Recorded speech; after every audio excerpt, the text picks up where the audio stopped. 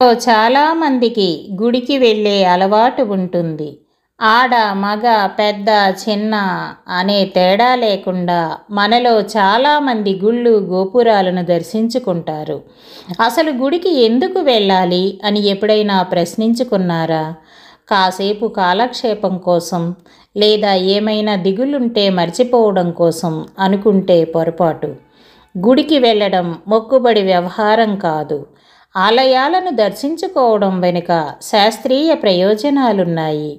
అవేంటో చూద్దాం. అసలు గుడి ఎప్పుడు, ఎందుకు, ఎలా ఏర్పడింది? దేవాలయాలకు ఎందుకు వెళ్ళాలి? ఈ విషయమై వేదాలు ఏం చెప్తున్నాయంటే, మన దేశంలో చిన్న పెద్ద వేలాది దేవాలయాలున్నాయి. అయితే అవన్నీ వైదిక దేవాలయాల పరిగణనలోకి రావు. నియమాలను పాటించి నిర్దుష్టంగా నిర్మించిన ఆలయాలను మాత్రమే గురువులు పరిగణిస్తారు. అలాంటివే అత్యంత ప్రసిద్ధి చెందాయి. ఇతర దేవాలయాలు కూడా పవిత్ర ప్రదేశాలే అయినప్పటికీ కొన్ని ఆలయాలు మరింత పునీతమయ్యాయి.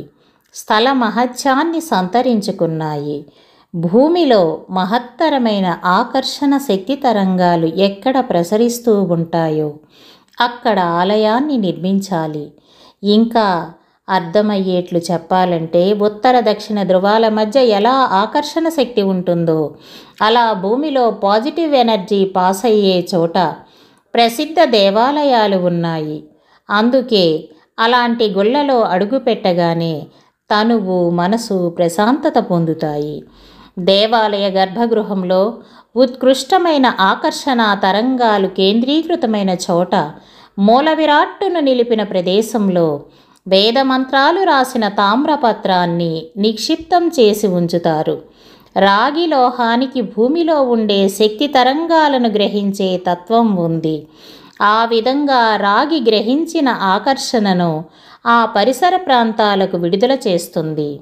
అందువల్ల రోజూ గుడికి వెళ్ళి మూల విరాట్టు ఉన్న గర్భగుడి చుట్టూ ప్రదక్షిణ చేసే అలవాటు ఉన్నవారికి ఆ తరంగాలు సోకి అవి శరీరంలోకి ప్రవహిస్తాయి.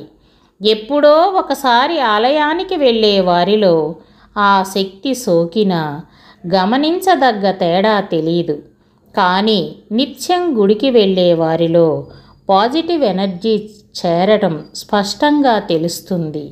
ఇకపోతే గర్భగుడి 3 వైపులా పూర్తిగా మూసి ఉండి ఒక్కవైపు మాత్రమే తెరిచి ఉంటుంది. అందువల్ల గర్భాలయంలో ముఖద్వారం దగ్గర పాజిటివ్ ఎనర్జీ కేంద్రీకృతమై మరీ అధికంగా ఉంటుంది. గర్భగుడిలో వెలిగించే దీపం ఉత్పత్తి చేసే శక్తి కూడా చెప్పుకోదగ్గదే. ఆలయాల్లో గంటలు మోగిస్తారు, వేదమంత్రాలు పఠిస్తారు, భక్తి గీతాలు ఆలపిస్తారు. ఈ మధుర ధ్వనులు శక్తిని సమకూరుస్తాయి. గుడిలో దేవుడికి సమర్పించే పుష్పాలు, కర్పూర హారతి, అగరొత్తులు, గంధం, పసుపు, కుంకుమల నుంచి వచ్చే పరిమళాలు శరీరంలో రసాయన చర్య జరపటం వల్ల శక్తి విడుదలవుతుంది.